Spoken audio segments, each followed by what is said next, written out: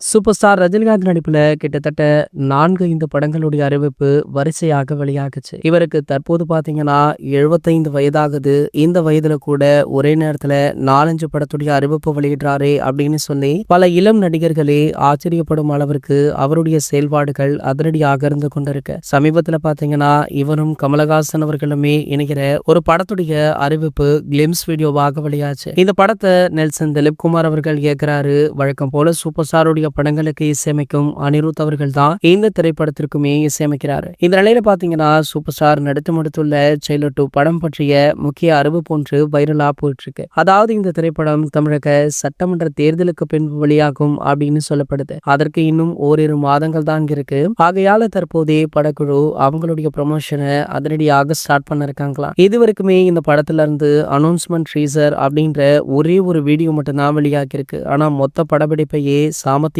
பிடிச்சிருக்காங்க படக்குழு. படப்பிடிப்புல இருந்து எந்த ஒரு புகைப்படங்கள் கூட லீக் ஆகல. ஏன் படத்துல என்னென்ன ஆர்டிஸ்ட்கள் ஒர்க் பண்றாங்க அப்படின்ற அப்டேட் கூட படக்குழு அதிரடியாக வெளியிடல. ஆகையால எந்த ஒரு எக்ஸ்பெக்டேஷனுமே இல்லாமல் இந்த படத்தை ஒரு மிகப்பெரிய அளவுல கொடுக்கணும் அப்படின்னு நெல்சன் ரஜினி சாருடைய இந்த திட்டம் பக்காவாக ஒர்க் அவுட் ஆகியிருக்கு. இந்த நிலையில பாத்தீங்கன்னா படத்துடைய முக்கிய அப்டேட்டான ட்ரீசர் அல்லது ட்ரெய்லர் இன்னும் ஒரு வாரத்துல வெளியாக இருக்கு. அதற்கான அறிவிப்பு இந்த வார இறுதியில வெளியாகும் அப்படின்னு சொல்லப்படுது. ஆகையால தலைவர் ரசிகர்கள் தற்போது மிகுந்த மகிழ்ச்சியிலுமே இருக்காங்க. இது போன்ற செய்திகளை பத்தி நீங்க உடனே தெரிஞ்சுக்க நம்மளுடைய சேனலை மறக்காம சப்ஸ்கிரைப் பண்ணிக்கோங்க.